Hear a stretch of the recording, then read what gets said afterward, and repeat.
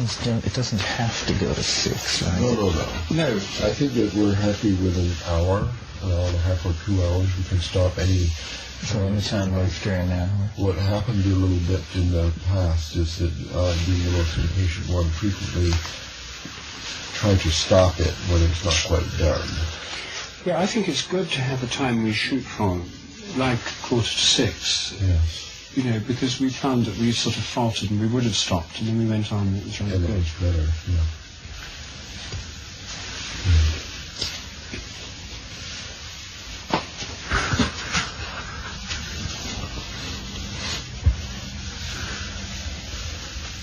So this is called volume 2, number 1.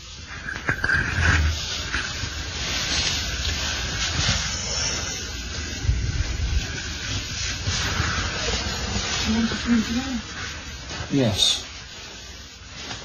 This one's on grassroots science, so can I hear it? Yes. Oh.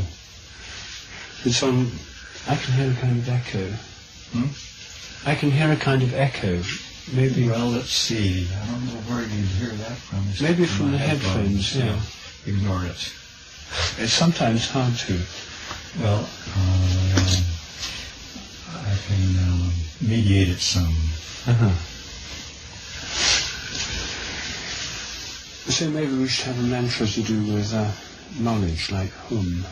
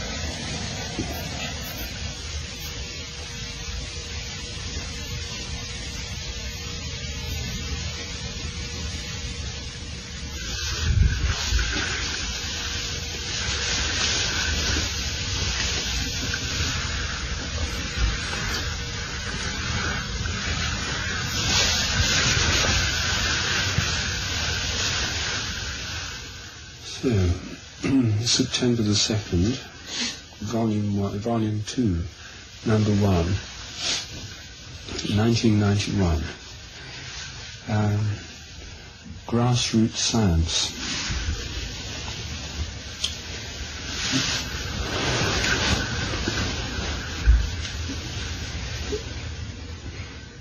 The organisation of science, as we know it, has become increasingly professional and institutional, and big science is increasing in its scope and power, so that more of physics research gets directed into huge projects like the super accelerator. A lot of physicists are very worried because this is drawing off billions of dollars in funding. In biology, the conception of the Human Genome Project was brought about by a scientific politician who thought, well, if physics can have big science and military can, like Star Wars, why can't biology? So this was a deliberate attempt to model biological research on these huge projects involving billions in funding. And this project is going ahead. It's meant that there's even greater predominance of funding in the billions for molecular biology, gene sequencing, gene cloning, biotechnology, that kind of research. And inevitably this attracts funds, prestige and manpower away from the more traditional low expense, low prestige branches of biology. And this tendency towards big science and bigger centres, and the predominance of fewer centres of excellence is going on all the time. The editor of Nature told me last year when I met him that there was a tendency for papers now coming from smaller institutions to be rejected, because the peer review process meant that people would say, well, why didn't you do a mass spectrograph on that compound? Why didn't you do this or that?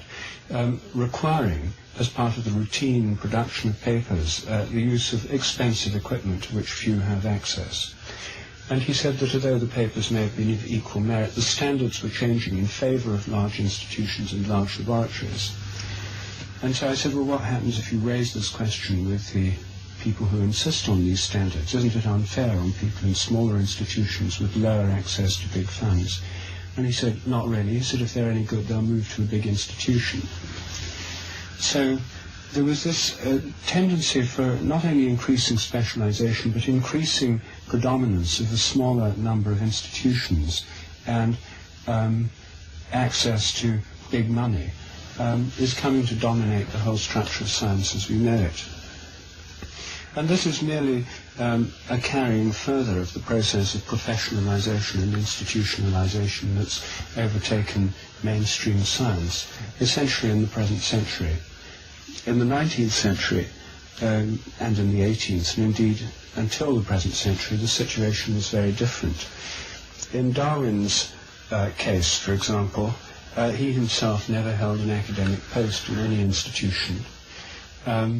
And when one reads books like The Variation of Animals and Plants Under Domestication, the research base on which he was drawing was that of practical plant breeders, animal husbandry people, hands-on animal breeders, animal trainers, amateur pigeon fanciers,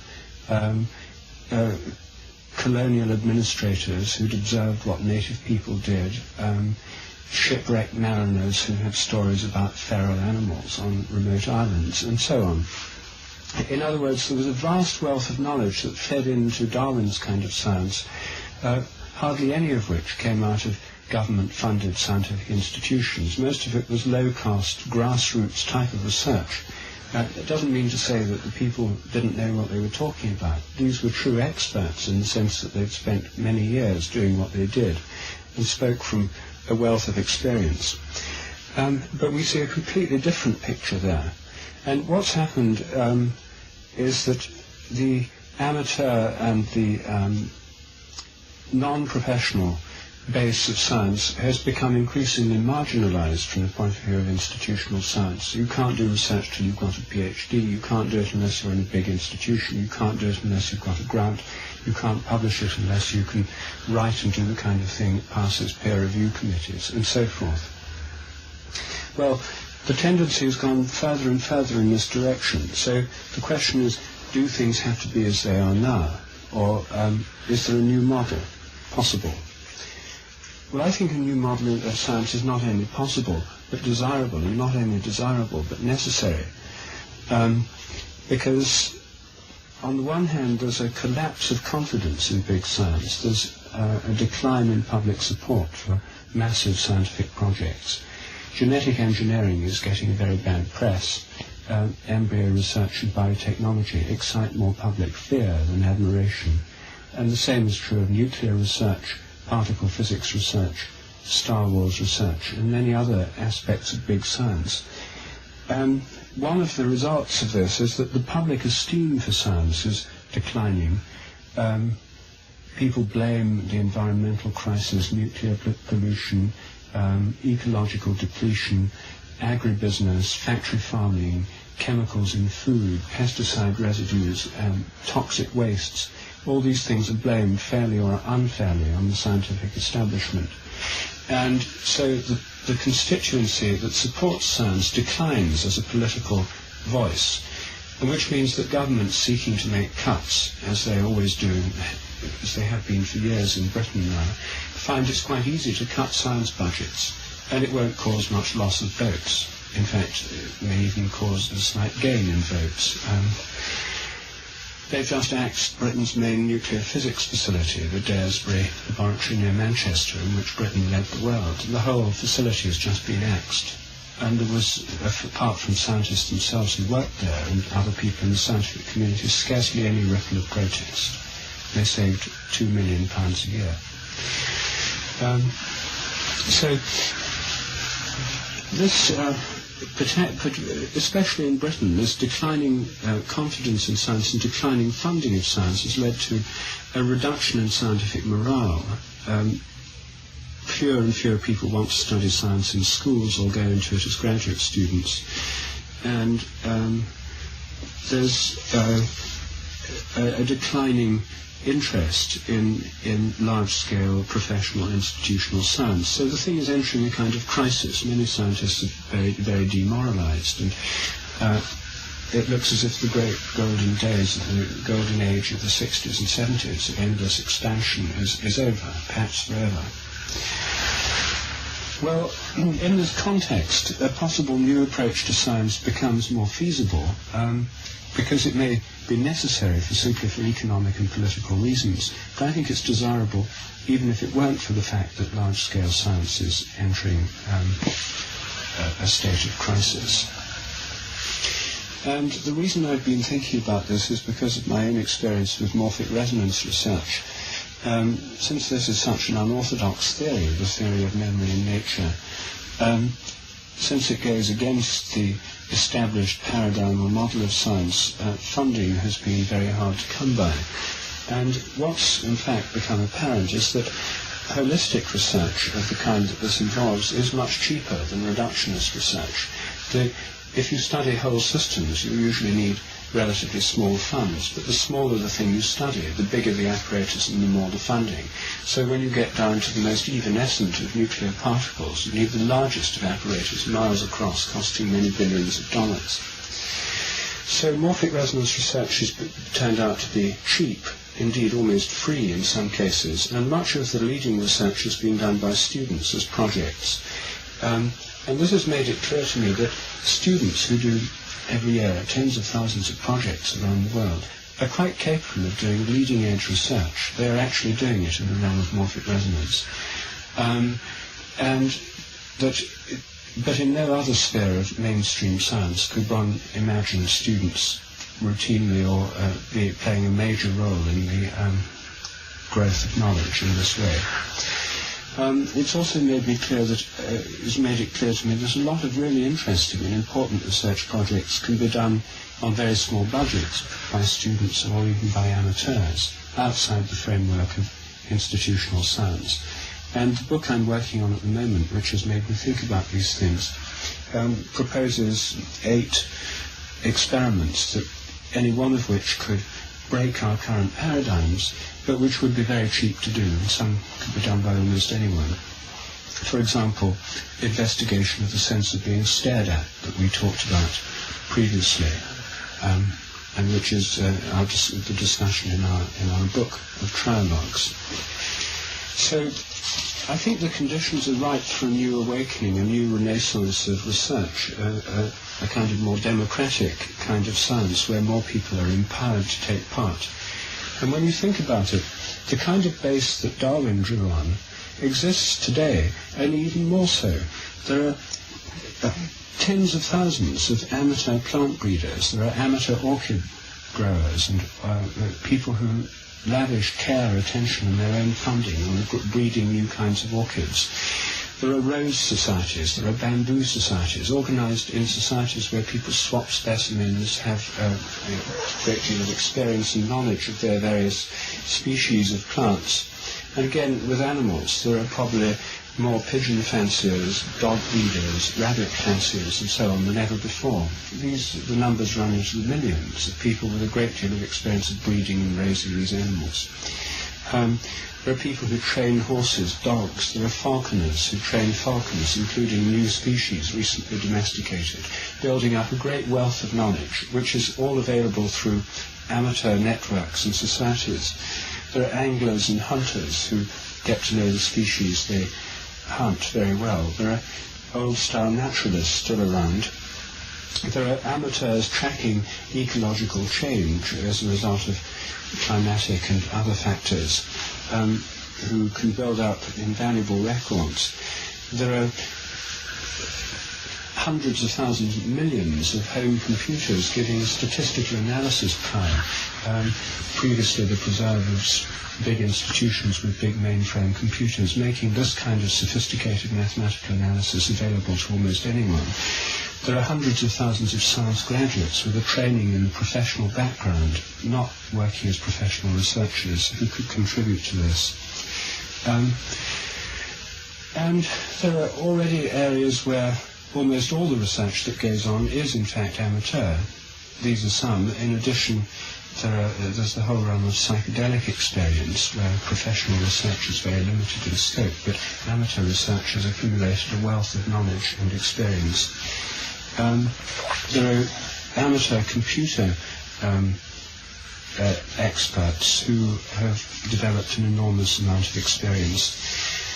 And I think that this base that already exists, at present almost completely disregarded by institutional science, provides the basis already in place, costing governments nothing, requiring no external funding, from which a new kind of grassroots science could arise. One way would be through extension of existing networks, possible building up of regional research networks. And the way I'd see it developing is that this other kind of science would not be seen as a rival to existing science, but in the end this could all be complementary to the professional science, the scientific establishment, and these two systems could cross-fertilize and influence each other, whereas now they proceed as if the other one hardly exists. So that's my idea about the possibility of a new kind of science.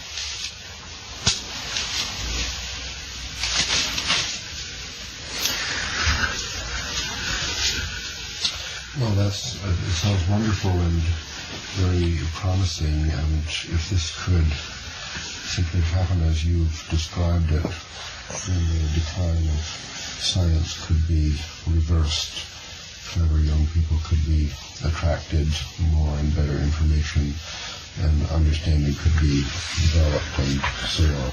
And I certainly think that's desirable, although I share with many ordinary people the decline of confidence in science for the reasons you've described. The acceptance of a new model of science, of grassroots science, of major developments, let's say, given birth by amateur groups and so on, their acceptance of all this by the scientific establishment seems very unlikely somehow. The population of the scientific establishment would have to be totally swapped out with new young people coming in who had grown up in these new style groups, and of course that's a possibility. I worry though about how this would have to evolve through a series of developments difficult to envision at this time.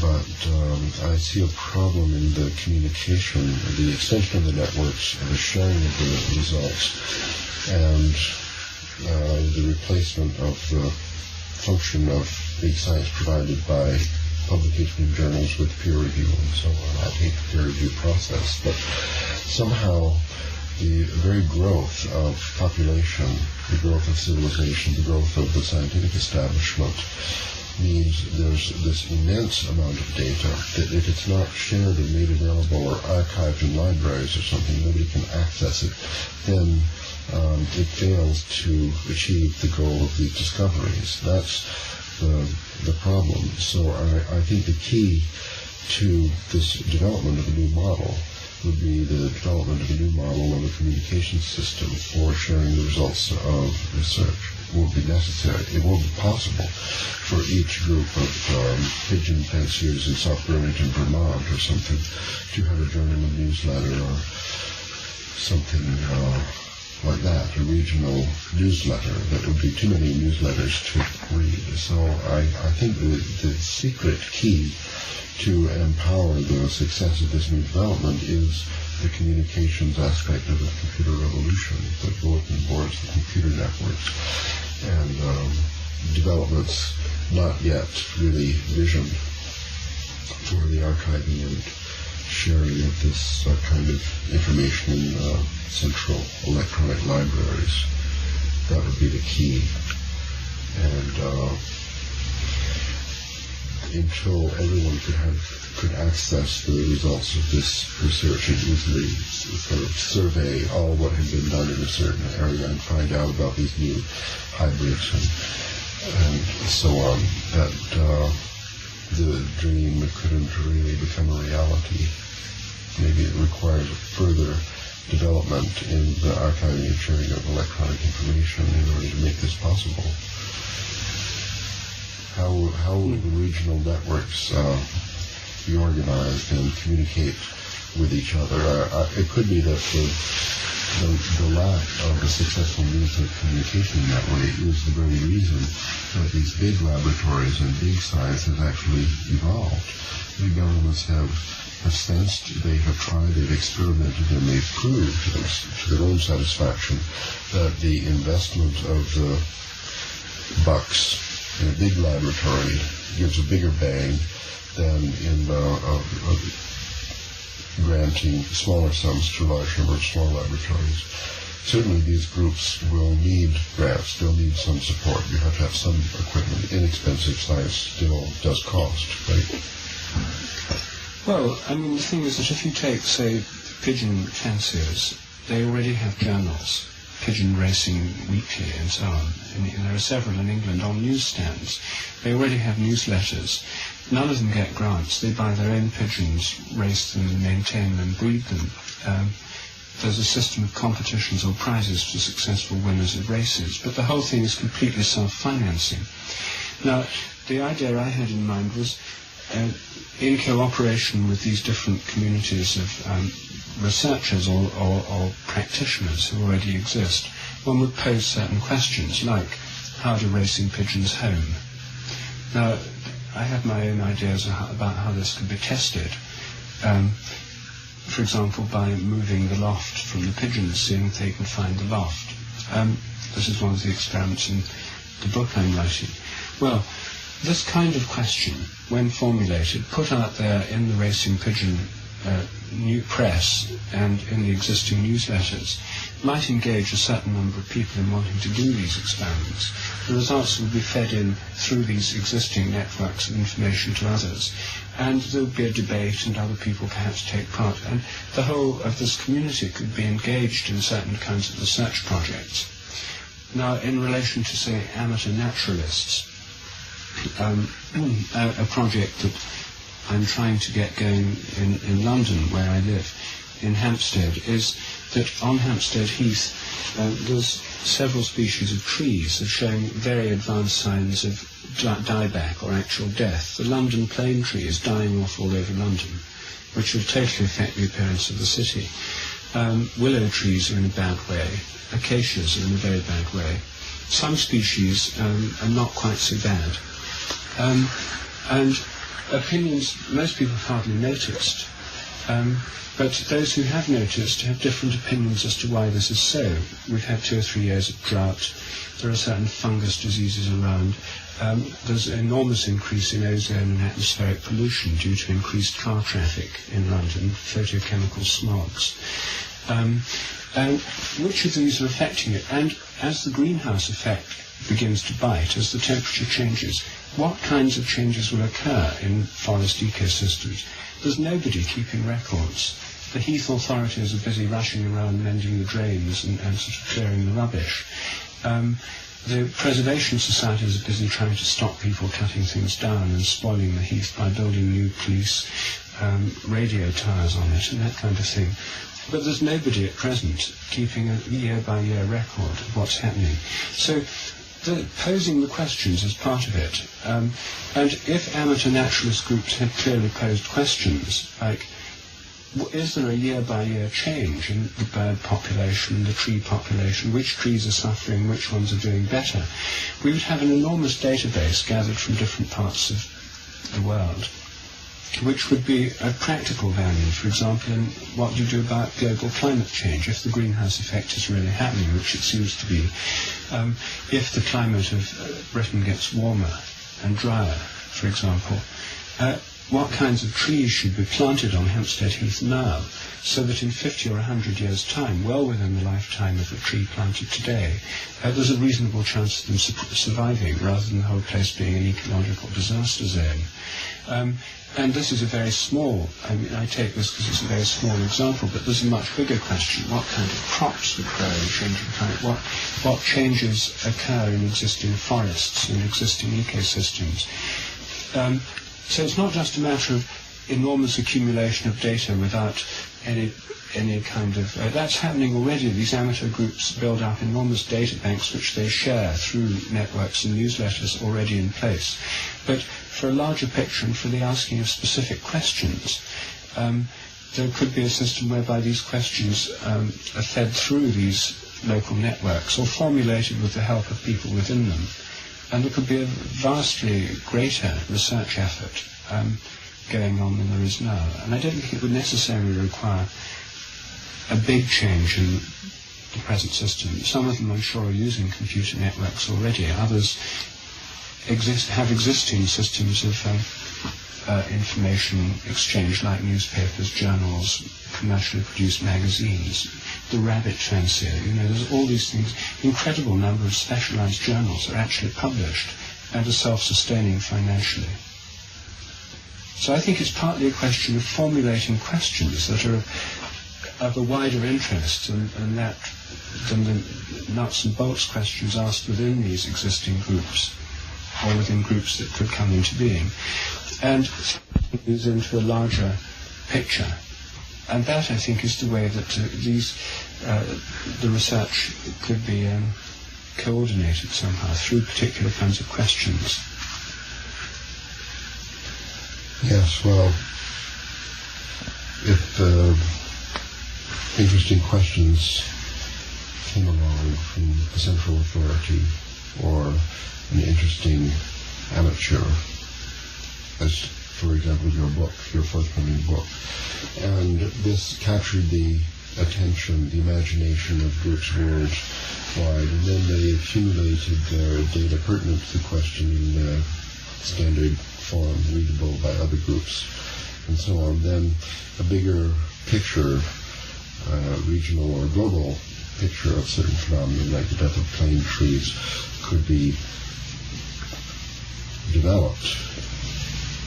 But it might need, in order to synthesize all of this information, a really large map, a computer graphic display, or something that would be 2 steps beyond the budget of these small groups. Maybe there would be a secondary network where the primary pigeon fanciers and so on, doing research with homing pigeons and moving them home.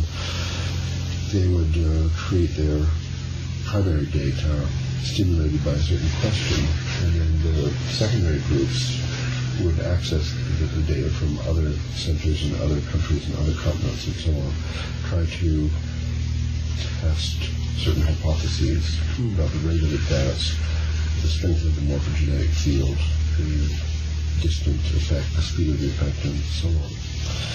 Probably for all this to happen, it would require a substantial motivation, because these amateur groups have habits. Their habits in the 19th century groups, their survival of the grassroots science of the past, and some kind of broadcasting of their results to central labs or secondary research groups trying to develop a larger picture, a global picture that's not part of their habit. So to make this transformation from their habit to a new mode would require some kind of compelling motivation. And I think that this mention of global environmental problems is touching on what may very well be the powerful motivation that would incline these groups to attain to a higher level of cooperativity among themselves on a global scale. That's really what's needed, is increasing the connectivity between these groups as in a neural net, you increase the connectivity and then global patterns form. So I think in the context of this idea that bad news is good news, that the rapidly approaching environmental problems, increasingly worried more about global cooling than global warming. But in any case, a global change is going to simulate a global response, I think. And that might be the way in which the revival of grassroots science takes its strongest motivation. What do you think, Terry? Well, I'm as interested in the next person as in the reform of big science. The way I would choose to react to Rupert's statement is, rather than see it as actually a practical plan for the reform of science, to see it more as a proposal that can serve to show us what's wrong with science and how far off the track we've come. My questions would address 4 areas which all arise, I think, from the same problem that I see with it. First of all, instrumentality. The grassroots science, you called it 19th century, Ralph. Grassroots science can be done with rather tangible problems. But if you're interested in the neutrino output of the sun or something like this, instrumentalities of great cost are necessary. And I think that science has not only moved from the easy problems to the hard problems in its evolution over the past 1,000 years, it's also moved from the cheap problems to the expensive problems, and that it is now wedded to instrumentalities of such size and cost that even nations seem to need to band together. For instance, the Super Collider project or the proposed joint Soviet-Mars expedition. I don't think there's any way for grassroots science to finance and execute an expedition to Mars.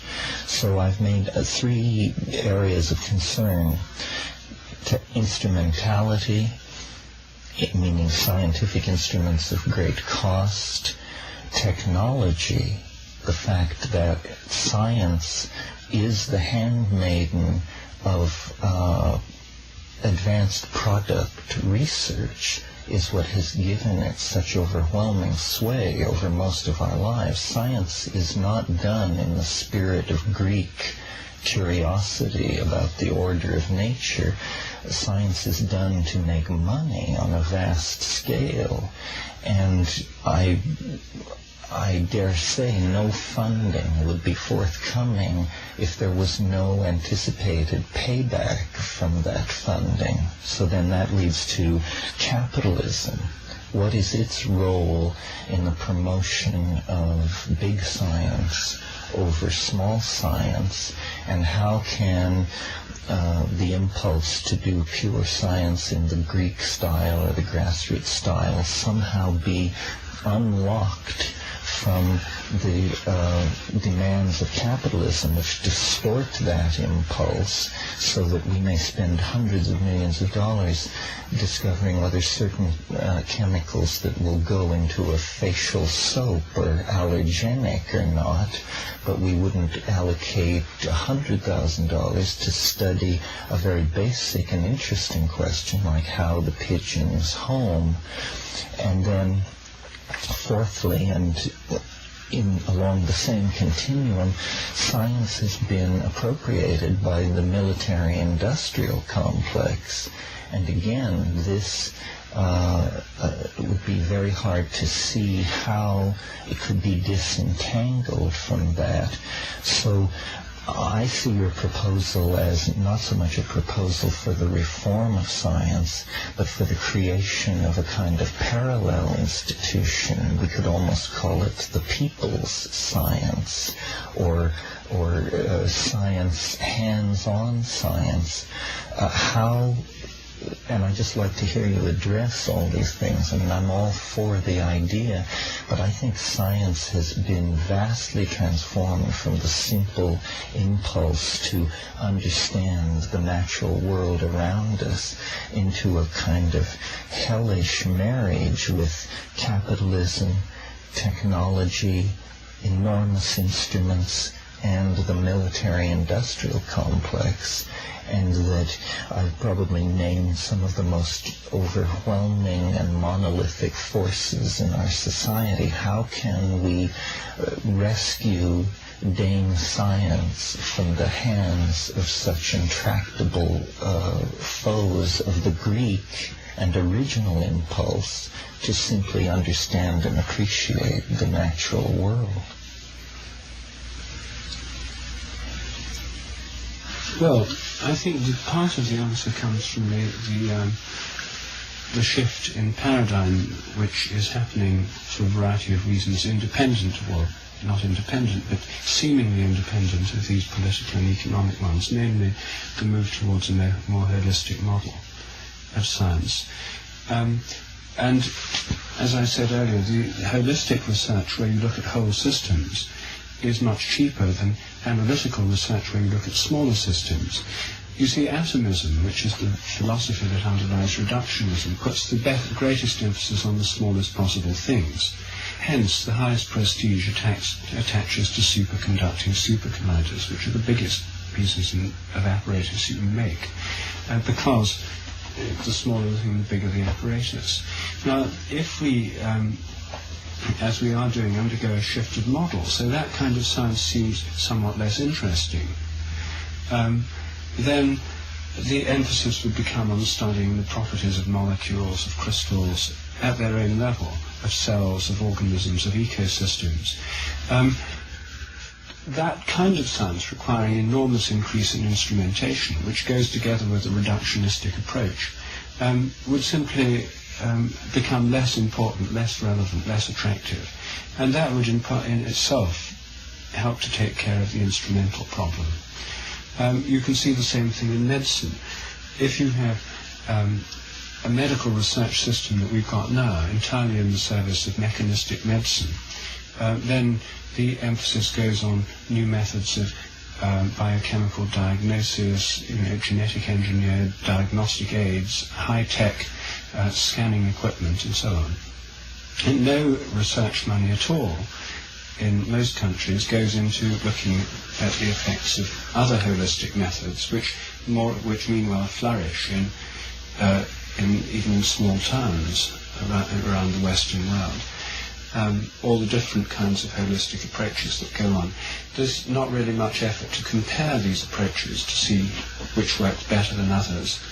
There are a few small-scale projects, but it's clear that the economics of the medical system, which at present are escalating costs, which mean the cost of insurance or the cost of socialised medicine in countries with it, like Britain, are constantly spiralling upwards, are provoking a whole crisis in the healthcare system.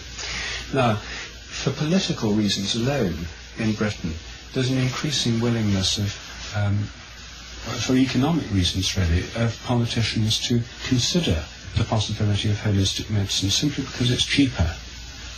And if you can cut down on the costs of heart transfers, expensive scans and that kind of thing, by people doing more meditation, taking a few homeopathic pills and that kind of thing, have acupuncture, this kind of thing could lead to far cheaper medical insurance. It could lead to a much cheaper and more comprehensive health service in countries that have comprehensive health services. And it would lead to a completely different kind of medical research. I mean, how, in this context, which would be very relevant to medical insurance companies, which already, in some cases, insure people with chiropractors, osteopaths, acupuncturists, and so on, One way of going about this on the grassroots method I've suggested would be simply a survey method, a systematic survey carried out by students or local communities, going around asking people what diseases they've had, how they think they've been cured, and how they rate the effectiveness of the different systems they've had. This is, in fact, the word-of-mouth method, is how one gets to know about things like acupuncture. You hear somebody said something, they say it's been cured by acupuncture. You go to them, someone's got a bad back. It's a chiropractor that cures it, not going into an advanced surgical ward. In some cases that works, but for most people, these systems, which are outside the purview of orthodox medicine and the AMA, are what work, and you hear about them by word of mouth. A more systematic approach, you see, would be systematically to survey people's experience.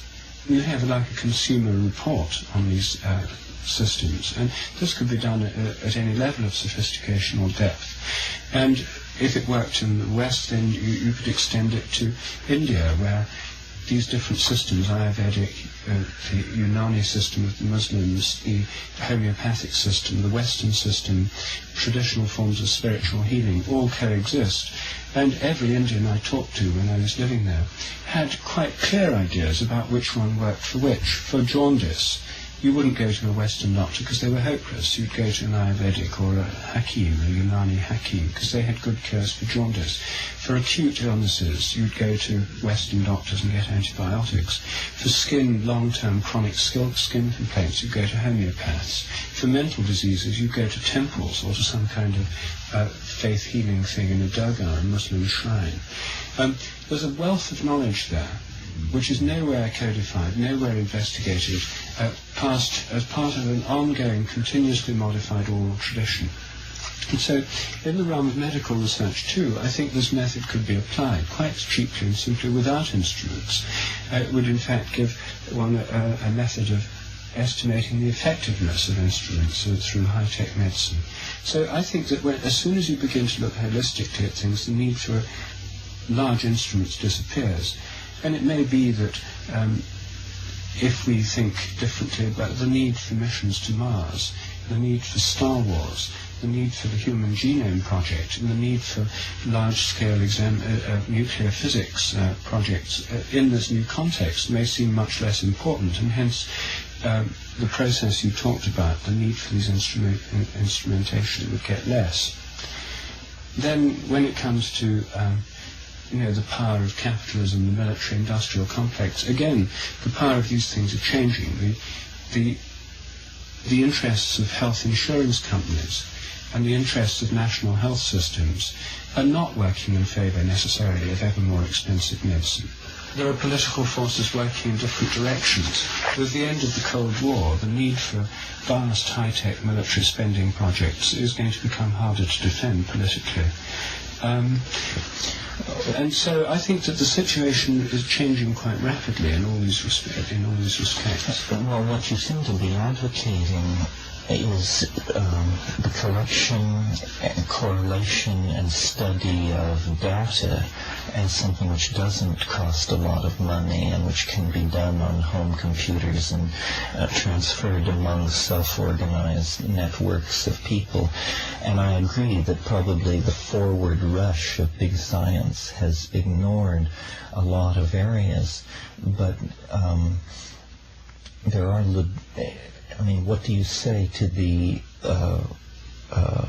extraterrestrial planetologists, or to the astrophysicists, or to the molecular biologists? It seems there are large areas of science which have become so wedded to the need for instrumentalities of great cost that there is no way to do them without vast research programs and enormously expensive instruments. So what you're really focusing on, I think, is not so much a downsizing of science as a refocusing of it on the biological, medical, and sociological domain, as opposed to highly warranted. highly warranted, but can this be done? I mean, it's extreme, the inertia of the other forms of science to tell the physicists that the exploration of matter will be halted, to tell the astrophysicists that the exploration of the galaxy will be halted, to tell the oceanographers that the exploration of the deep sea will be halted, is not entirely in the service of the original Greek impulse to understand nature. They're going to be told that anyway. They are being challenged already in Britain. I mean, nuclear physics has been shut So down. there's a budget crisis then. Even if popular support remained tremendous for subnuclear particle research, there would the budget crisis would make it impossible to continue in that line, even if everybody wanted to. Meanwhile, we have new crises. You see, this nuclear physics was response to urgent need in the military-industrial complex, as you pointed out. They needed this defense against aggression and so on. Now we have a new problem, and the defense departments of the various nations are going to have to do about-face and reorient themselves toward the real enemy now. Well, when you were talking, for instance, about gathering and integrating temperatures on or climatological data on the die-off of trees in Britain, it occurred to me recently there's been a debate in the scientific community saying that all ground-based temperature observations have to be thrown out of the model, because only if you look down from space on an environment do you actually get data which is not contaminated by local effects. So in some cases it seems there's going to have to be a continued reliance on... we acknowledge that big science is going to continue to exist, but it's got to, first of all, economize. Secondly, reorient itself toward real problems, not only to maintain popular support, to maintain any support, maintain any population of scientists to do it. And thirdly, it's got to reintegrate with grassroots science because of economies and also because the information on that level is needed. I think that the new model for big science is going to be data banks together with scientific visualization strategies based on computer graphics, which, as you correctly implied, is expensive.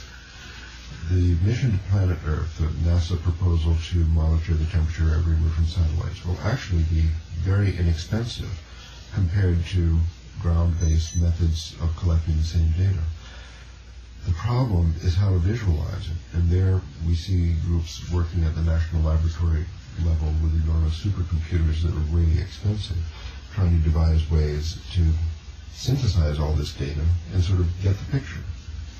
So I think the new challenge for big science will be, this will have maybe more moderate budgets, but they will have to be focused in big laboratories with big supercomputers and with huge disks holding all this accumulated data. I mean, mission to planet Earth will be broadcasting down from these satellites terabytes, terabytes per minute of information that has to go somewhere. And until that's figured out, which will be expensive, we can't have any, I don't think we'll really get benefit from all this grassroots science, either what exists today or what would be developed in the future in response to some really exciting new questions proposed from a larger view of global planetary behavior. Certainly the physical sciences have hogged more than their share of the national budgets for science.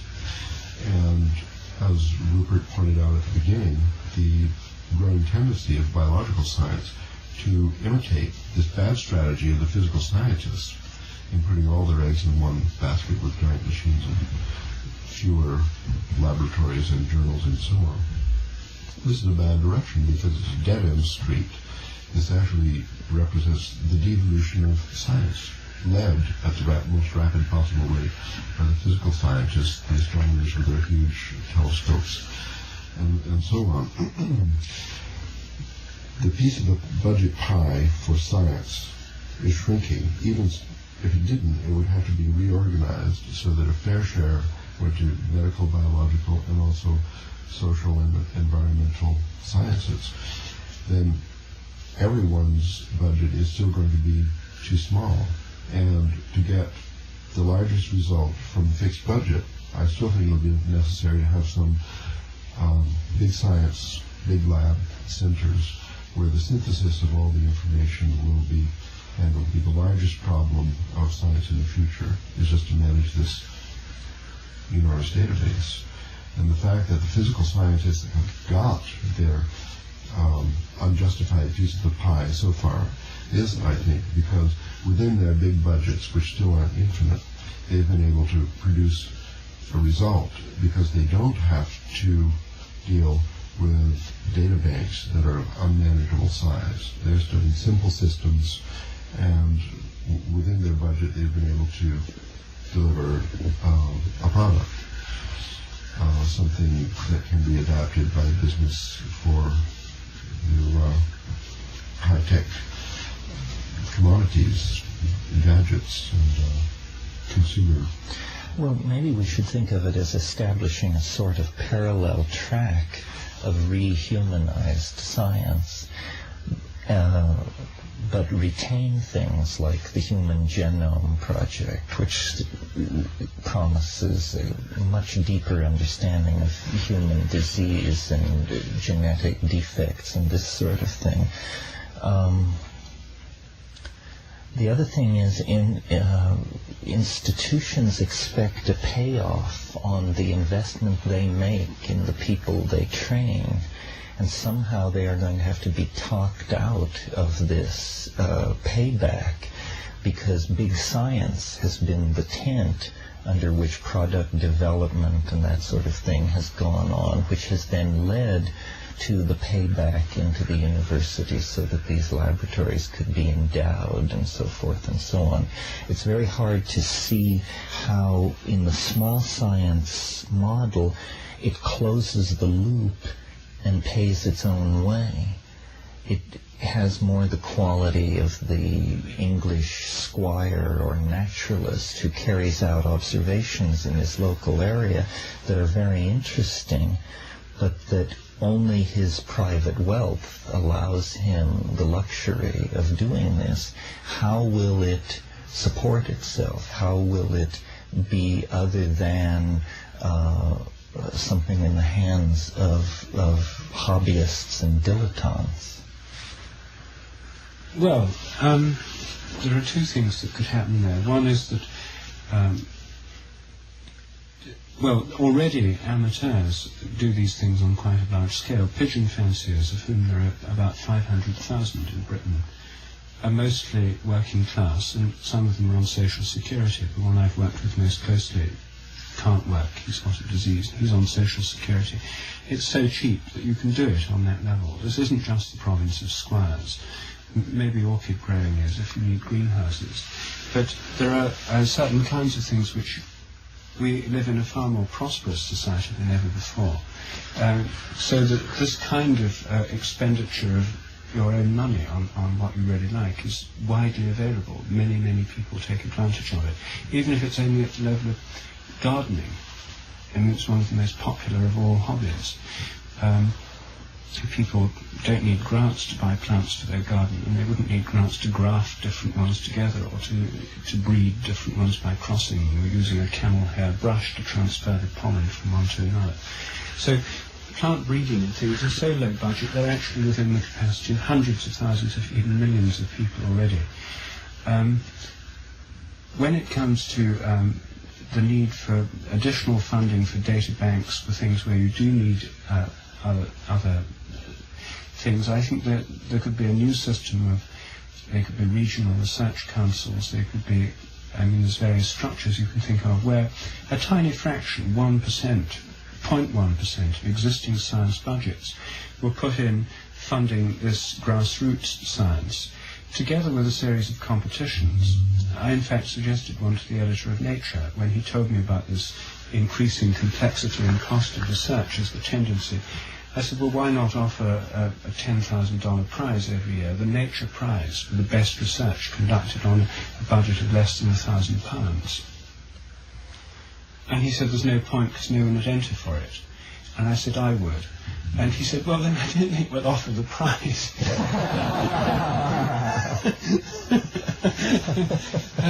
But the possibility, you see, I've found in my own experience that prizes act as quite a strong motivation for people. In morphic resonance research, the most recent competition, results have just been announced, for student projects, there was a $5,000 prize to be shared between 3 people worldwide. This motivated some very interesting research. And so a tiny fraction of existing science or education budgets devoted to funding this grassroots network would be politically popular, because it would be far more politically popular than the 99% devoted to big science and existing projects, because it would touch far more people and would give more visible results. Because the kind of budgets we're talking about are so small, a little amount of money would go a very long way. So I'm not saying it wouldn't need funding, but the amount of funding would be so small compared with existing science budgets, you'd hardly notice it, this deflection of a tiny percentage of existing budgets in this direction. Yes, that's right. Well, don't you think, though, that the public's support for science is based on the expectation that it will usher in new technologies, which the mass of people have a great faith that these new technologies will then deliver them into a somehow better world? And if you break that chain of expectations and say, no, well, we're now going to do science in such a way that you can forget about new technologies, that the interest in science will decline to the level of the interest in support of Tournament Go or something. Of the old model, just think of, we're talking about the revolution of science in the context of a major paradigm shift in which it would be but one component. And one of the things we're anticipating in the future are these global environmental problems. They're already here. So people, I think, in the future are going to expect from science, from government, from religion, from themselves, the salvation from these serious problems. Just as now from medical science, they want the cure of cancer and AIDS. Solutions. They want a solution. They don't want products. No, but they want solutions. They want solutions. And in order for this to be forthcoming, for the grassroots science, well, for a science project to participate in the solution of these problems, I think it wouldn't suffice to develop a new and parallel scientific establishment living on its own and doing its best work on a low budget or something. We would want to integrate that with the new model for society, which would be emerging in order to, under the pressure of the evolutionary pressure of environmental problems. That means that the new science, grassroots science, would have to link up in an effective way with journals, with glossy magazines like Scientific American and so on, presenting the progress that they do make toward solutions of major problems, alongside the results of the big laboratories and everybody else. It's not enough to offer competitions and prizes. You must also offer the possibility of publication, access to the publication, which can garner the public support that nourishes amateur as well as professional scientists. Well, take as a test case, and it's also a very real dilemma, the depletion of the ozone hole. To even study this requires the cooperation of air forces, massive data acquisition and analysis facilities. And when you move from studying it to doing something about it, it may take a significant portion of every dollar we all make for the rest of our lives. And the fate of the planet may hang in the balance. Now, how can a grassroots science make a contribution to that? Because the ozone hole was first observed in a federal laboratory which had collected data that it neglected to study. So when amateur scientists would have had, if amateur scientists would have had access to the data sitting in this archive, then they might, and anyone with that access might have made the discovery of the ozone hole. In fact, the person who discovered it was the person who collected the data, but it was several years later. Also, the ozone hole was originally thought to be totally isolated over the poles, but now they've discovered this vortex mixing, that the ozone holes of the poles are gradually sucking ozone from the temperate regions. So if amateur scientists had ozone observers, a little telescope, simple device, look straight up, measure the ozone density over their own home, then it's just like the plane trees, the rate at which the ozone depletion is diffusing over the population centers would then be observed by amateur scientists, where it might very well be overlooked by the large laboratories that exclusively devote their research to these high-flying U-2s that go over the polar regions. And to do something about it? I could envision a new model in which big science existed as it is today on a lower budget, grassroots science existed as it does today on a larger budget, and the two are coupled together much more tightly through information sharing mechanisms.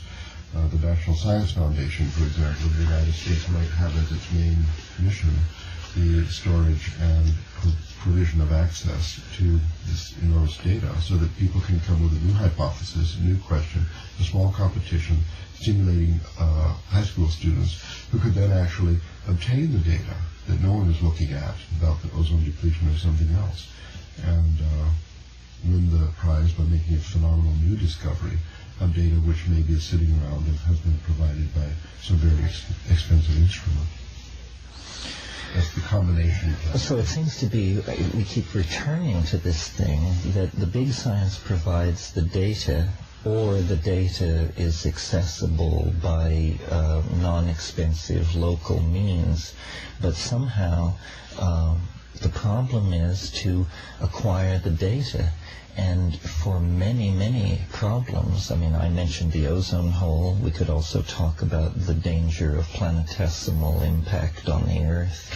Things like, or analyzing the effect of the Philippine volcanic eruption. Somehow the acquisition of this data sounds like it's going to keep big science in business for a while. And I believe, I absolutely agree with you, there should be no such thing as classified scientific data. That's an obscene concept. But I wonder if, at least at this stage in the technological revolution, a Mach 2 is sufficient to deal with the data collected. Perhaps it is. But if not, then the small scientist remains at a disadvantage, because number crunching is a part of the analysis of the huge data stream that is coming in. Maybe the answer is to concentrate on dropping the cost of supercomputing. Well, that's happening. But that would require an enormous governmental project costing billions of dollars and so forth and so on, the very thing we're trying to get away from here. I think the computer revolution is actually the answer to the main problem. You know, the prices are spontaneously dropping. Supercomputer on the desk, a personal supercomputer, is a reality today. It'll be cheaper tomorrow, the Mach 3, the Mach 4, and so on. Let's take that for granted. I still think... But it will be brought to us by Apple Corporation, one of the largest corporate entities in the American capitalist mix. It won't be done by two guys in a garage. That era is gone forever. Not well. I mean, you're now concentrating on these huge, like the ozone hole problem, and how can you apply it? First of all, how the ozone hole, what do you do about it? A lot more was done about that in Britain, at least, by amateur groups like Greenpeace and Friends of the Earth, people protesting to corporations about canisters of this and protests about fridge recycling. These things, they gather data. They don't need huge number crunches. You need fairly simple data to turn doing something about into political action through existing pressure groups. Secondly, the question of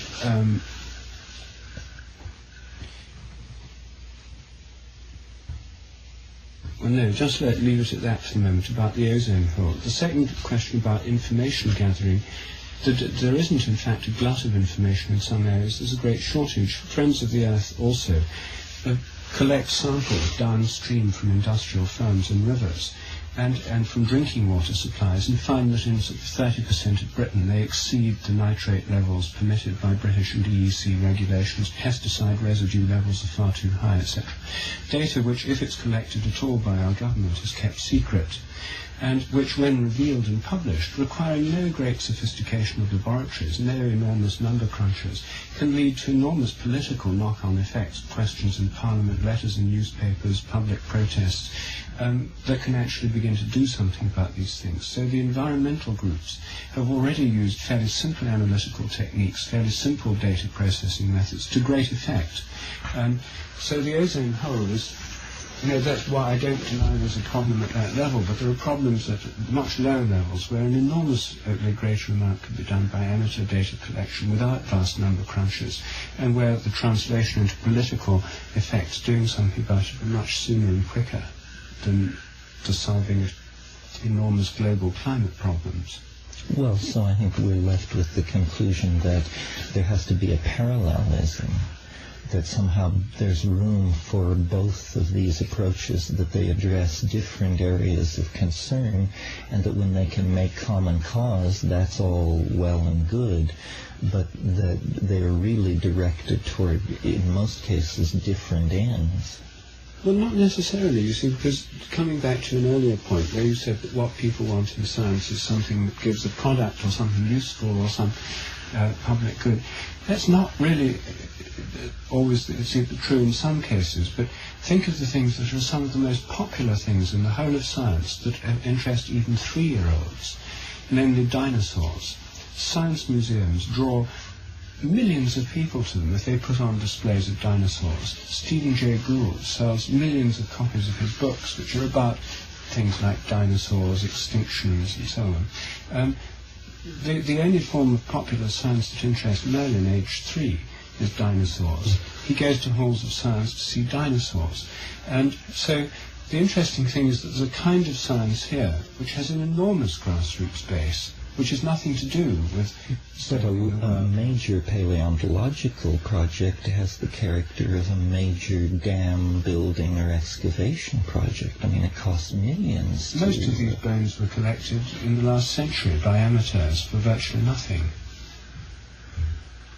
Well, it may cost millions to build these huge plastic models that emit roaring noises and are engineered to sort of... Well, I'm talking about sinking a fossil shaft somewhere in the Gobi Desert and extracting in a proper scientific manner the fossils therein over 2 years requires maintaining hundreds of people in the field, from staff scientists down to coolies, and the air transport... about 50 cents a day. And the air transport of hundreds of tons of rock It doesn't back have to be air transport. I mean, paleontology was already a well-established science in the 19th century on incredibly low budgets, mostly funded by amateurs. It's a wonderful example of low-cost grassroots science. Amateurs like Baron Guy de Rothschild. But many others. There were many amateurs who have played a part in the development of paleontology, and it's one of the most low-cost areas of science. And it's one with one of the highest public appeals. So, well, I don't have that great a familiarity with paleontology, but I think I do know something about archaeology, and it costs a fortune, archaeology, to do a lot of expeditions were done on a very low budget. For example, when Flinders Petrie first went to but I'm talking about today. When you go into Guatemala or the Yucatan to excavate a Mayan site, to keep a team in the rainforest for 6 months. Well, Rupert hasn't suggested to slash all budgets to zero, and presumably these relatively expensive projects will continue to be funded according to the degree by which they can gain public support. They provide exciting results, solve important problems, and so on. They could be funded. Simultaneously, they could be influenced enormously by discoveries of the grassroots science group, feeding into the determination of how this budget is supposed to be spent.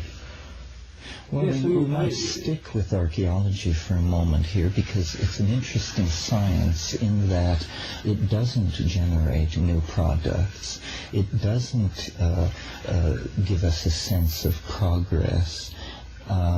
It doesn't feed into the military-industrial complex. It seems almost the model of what we're talking about, and yet it's absolutely famished for money for all those reasons, and finds it very difficult to obtain funding. An enormous amount of archaeology is funded by the patronage of wealthy enthusiasts, and it's not a happy experience to spend an evening with archaeologists listening to them discuss the difficulties they're having funding projects that they are in a few minutes able to convince you are very, very worthy and interesting. Archaeology is almost the paradigm of the small science enterprise that we're talking about, and yet it seems beset with difficulties that may show us problems that we can anticipate if we try to expand this model. Well, I mean, at the moment, the archaeology budget, I'm sure, is a tiny fraction of the 1% of the budget spent on the Genome Project, Star Wars. We're talking, the global archaeology budget must be, what, 10 million, 20 million, at most? Something like that. $50 million, I should imagine. I should be and this is absolute peanuts. We might as well say it is an amateur science. That it is an amateur science. A lot of it is an amateur science, and then it's got this professional end where they have to raise funding, often from private concerns and so on, or wealthy donors.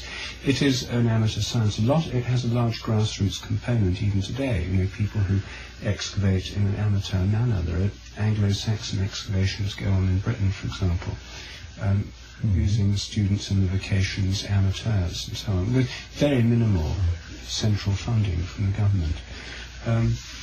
And so archaeology is actually a case in point. It's the model. You've got a large grassroots base, a large grassroots popular interest, museums which can attract lots of people to see these things. And even the biggest projects are relatively cheap compared with large-scale science. What's happening now, you see, is that what this discussion is proposing is not that 100% of available funding should go to grassroots science and zero to existing institutional science, but rather to change the present situation where 100% goes to existing institutional science and 0% to the more grassroots mode. A shift in balance from 99% to institutional science and 1% to grassroots science would totally turn around the situation, change the popular base of science, its popular appeal, and I think bring a whole new vigour and a whole new spirit into this scientific endeavour. One further thing, which is your particular realm of expertise, psychedelic research. Seems to be a very important component of consciousness research. We hear a lot about the need for consciousness research. We know so little about the human mind. A lot of funding goes into cognitive psychology, particularly if it involves computer models, because it could feed into new generations of computer. That's why the funding goes into that area. Relatively low funding goes into psychological research that's to do with psychotherapy, because that's mostly the province of practicing psychotherapists who are self-funding, or rather who are funded by the people that go to see them. A certain amount goes into official psychiatric and drug research to do with centrally active drugs. But the vast majority of psychedelic research, 99.999%, at least, which has a lot to say, as I suppose you would agree, about the nature of consciousness, the range of the imagination, the powers of the human mind, etc., is not funded at all by official agencies. In fact, every effort is made to suppress it. Mm-hmm. In spite of official discouragement and suppression, where hundreds of millions of dollars are spent in trying to stop it happening, rather than encourage it, it actually goes on. And there's a wealth of experience built up about human consciousness, which is relevant to the larger question of the nature of our minds, their relation to our bodies, the relation of consciousness to the biochemical level, things which are perfectly compatible with a lot of mainstream concerns, and certainly of enormous interest in trying to get a better understanding of the world we live in and of ourselves. Here's an area where, for legal and other reasons, virtually the whole of the research effort is in the amateur domain, and virtually the whole of it is negatively funded rather than by the public domain, in the sense that funds are spent trying to stop it. Here's an area where there's the possibility of networks and of coordinated questions being asked, which could be of enormous value starting today, because there's not much prospect of this research being taken up officially. Yet there's, I would have thought, the formulation of appropriate questions could lead to very interesting research being undertaken by explorers of the psychedelic realm. Yes, I quite agree. I mean, this would be an obvious area where the simple codification and making available of data would have a tremendous impact on the models being developed within the field. There's a related area is astrology, or the so-called pseudosciences altogether. These are not going to be funded any other way than by amateur groups, I suppose. I think that if the means existed for sharing the information that already is known to result in various experiments, So we do need to get out. then a new sense of the pseudosciences with the regular sciences would result.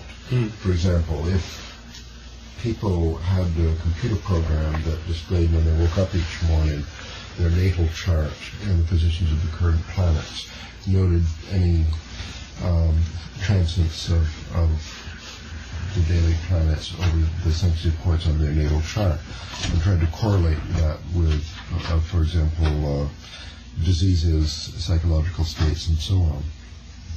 Then there's a tremendous amount of information coming to thousands of people who do believe in astrology could be available for high school researchers and so on, testing hypotheses posed from some other areas such as archaeology, paleontology, and big science of planetary astronomy, for example, about the possible impact of planetesimals and so on. All of this could be synthesized easily using computer network technology according to some wild hypothesis that came in from some clever high school science teacher.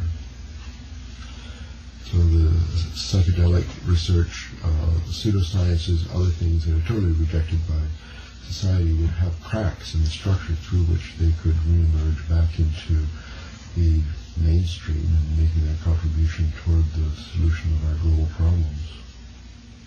Yes, human sexuality would be another area where data is not gathered because of institutional biases that are conscious or unconscious, but that networks of amateurs could organize themselves, and this is probably largely how it's done anyway. It's probably one of the least organized areas of social research that exists. And yet it's central to the, our psychological health and our sense of equilibrium in the world. Nutrition is another. Yes, there's a wonderful example of nutrition, because lots of people pay attention to what they eat.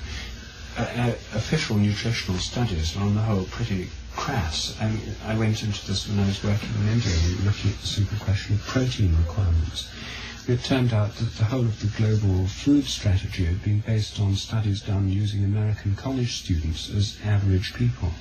The protein requirement, based on heavy consumption of hamburgers, something like 60 grams of protein a day. Well, this, as people widened the database, as people looked at what really happened in India to poor people, this has been lowered to about 20 grams a day. And yet the whole world food production strategy was distorted for 2 decades by this kind of nutritional study. Real nutritional research that looked into specialized areas like allergies and how to deal with them would have a large number of volunteers bringing forth information.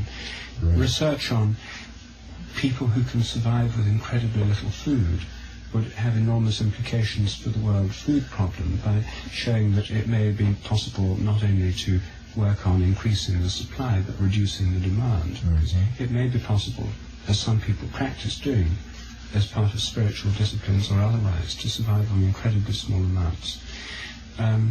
There's huge areas in nutritional research where there's a wealth of information that's totally untapped at the moment. The official nutritional journals are based on artificial experiments or nutritional surveys where people go around with clipboards or sit around observing people eating and noting and weighing them every week. We carried some out in India ourselves.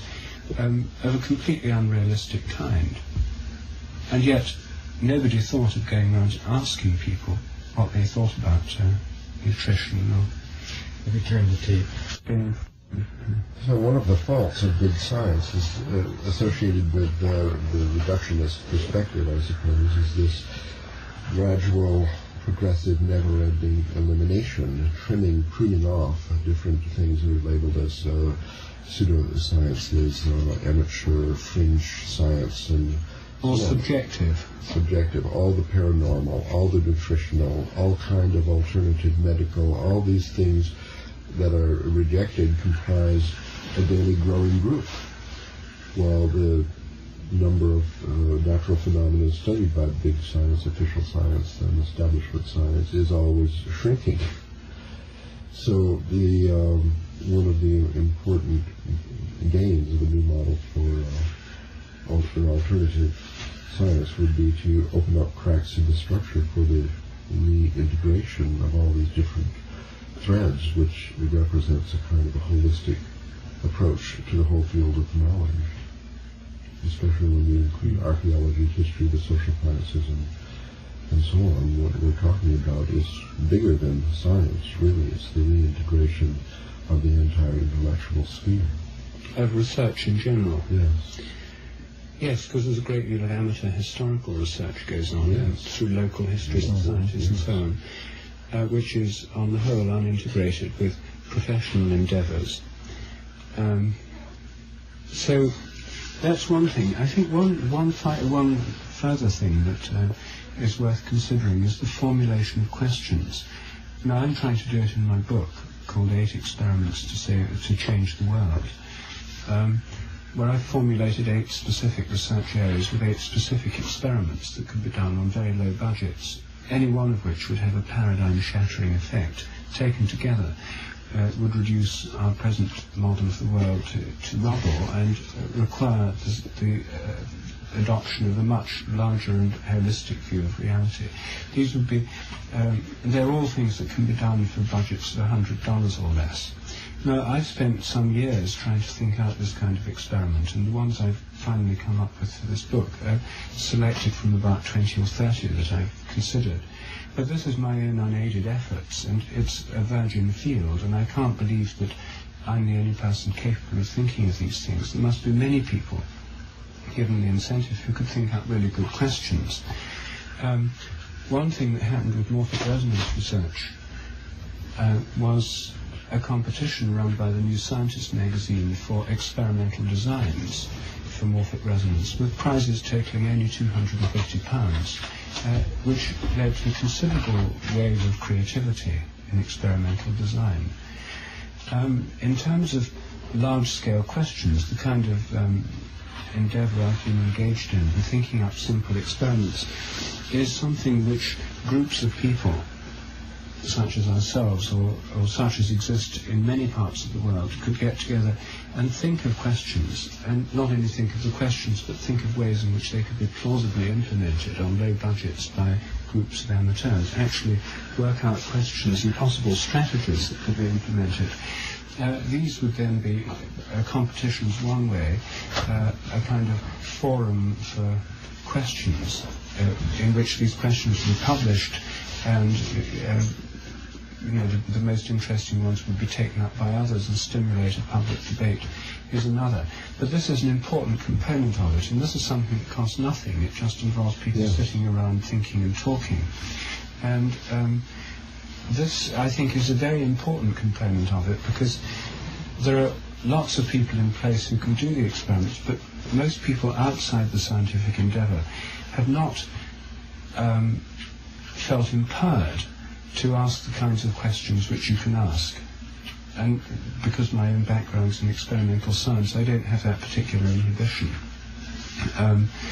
But most people, once they get into the idea, at least a lot of people, when they get into the whole mode of thinking up questions for themselves, not feeling they can't ask them because they're not professional scientists, are quite capable of appreciating, understanding, and asking these sorts of questions. So the realm of question formulation and experimental design in this context is a vast one, which is a wide open field, and which could lead to interesting debates, publications, letters. It could be done through existing popular science journals. If New Scientist or even Nature had a page in each issue devoted to the discussion of less than $1,000 research projects or things appropriate, small science, a question corner. Every science journal should have a question corner. That's right, and then readers' letters where people would write in and say, well, that design wouldn't work very well, it'd be better to do it this way. A whole debate could be started within international science journals themselves and things like Scientific American, New Scientist, which would have a great reader attraction potential and would cost virtually nothing and could exist within existing. We need a magazine called Poor Scientific American. Well, some journals already have a question corner, I suppose, like the Journal of Seriology. I think they're interested in posing questions. That's right, and they also have people's predictions for the year, where people can offer their predictions about what's going to happen. Next year's discoveries. Yes. Well, something of this kind probably wouldn't survive actually as a separate journal, but once this idea got more widespread, within existing periodic, even newspapers could run them on their science pages, and there could be sort of sections of this in schools and universities, student societies and so on. There could be, if there was some forum in which the questions could be aired, if some means by which they could be not merely sterile exercises in imagination, but rather have prizes or competitions that stimulate this and give a personal reward to those who think them up, and also some means by which the research can be implemented and fed into the amateur networks. Then we'd have a completely different model. Like in psychedelic research, you see, one could formulate particular questions which one could ask of people who take mushrooms or cannabis or whatever, DMT, the various psychedelics, questions which would be, which seem interesting or important to those experienced in the field, which could be asked of many people. People could write in to some address or through some newsletter or networks or something. This information could be collected. But formulating questions is an extremely important part of this whole vision and endeavour. And fortunately, that's the cheapest part of the whole thing. As you know, mathematics, well, it's not a science, but it has this alternative structure already. It's always been very strongly influenced by questions and prize competitions. And the bulletin of the American Mathematical Society has a regular question corner, and students and all kind of amateurs send in their entries, attempted answers of these problems. Some of them are quite difficult.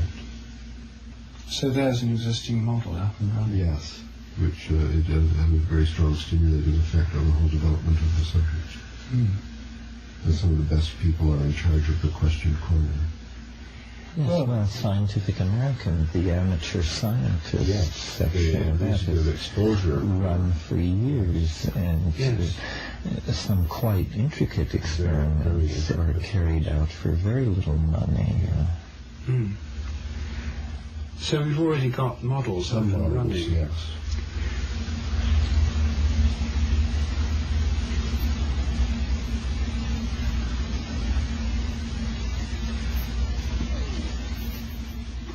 So how could all this be implemented? Well, we have we sort of derived a workable alternative system here, assuming that other paradigms in society would shift simultaneously, then this would not really happen. I think the key for, just for example, on the integration of the different paradigm shifts, the key for the transformation into this new model would be changes in the universities and high schools. We mentioned several times high school students responding to these surprise problems, and not so many times university students. Universities have been one of the main institutions supporting this restrictive, peer review, super professional, and archaic model of science. If universities were reformed so that they had departments of integration, as it were, interdisciplinary programs, and a holistic approach, then they could play a tremendous role, you see, in preparing people, educating people to be amateur scientists, for example,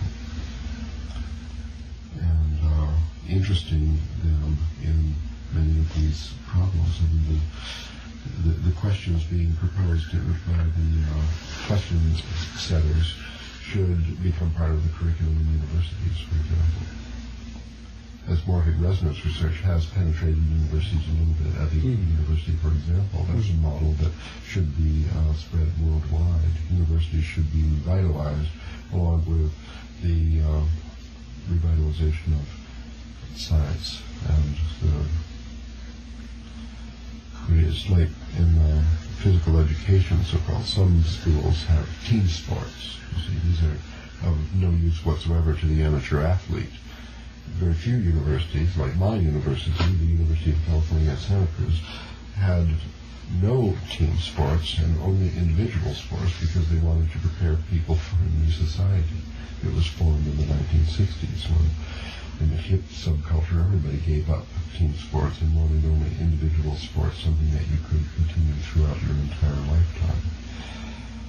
So that's a kind of change which is wanted in universities and all their other structures, so that the full holistic range of intellectual endeavor, including what we call research, is nothing more than participation. A person is going to participate in life, in evolution, in building the future of the planet and the species, then among other things it's necessary to do research. One should be an amateur athlete, an amateur scientist, and an amateur historian, and so on. Everyone should throughout their lifetime. If universities are preparing people with a model of education, of self-education, which could be continued indefinitely, then of course they would be teaching this. They would be teaching grassroots science, where to find the questions, where to publish the answers, how to use the computer how to do it. In a sense, the move in science teaching and other forms of teaching towards students doing projects, which has been something that's been going on for several years now, is working in this direction, because now students are taught to do projects, and a lot of the teaching is supposed to happen through projects. The only trouble is the projects they do are ones of the most utter banality and derivative kind for the most part, because it's not assumed that a student can really do a serious and interesting project of any wider interest. These are like juvenile training exercises for research rather than the real thing. And there's no doubt people need training in research methods, but there's very few student projects that I've ever come across are conceived of as being real research. Now, the morphic resonance ones are real research, and there may be other areas where they do real research in student projects. But the direction of training students to do projects is already in place. This is mainstream. It's just that taking seriously what's already mainstream hasn't happened yet. Students are demanding more interesting problems to set them, and because they're not set them, they abandon science and go to something else which is more interesting. And they have real problems that students can address, like the computer science. So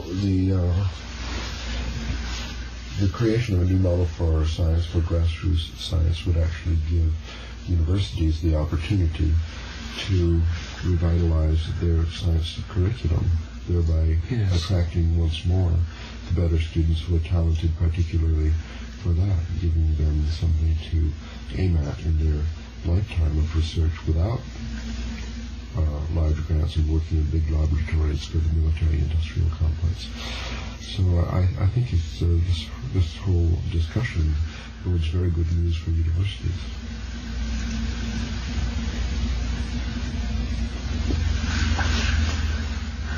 Good. Well, I think we've solved the problems of science.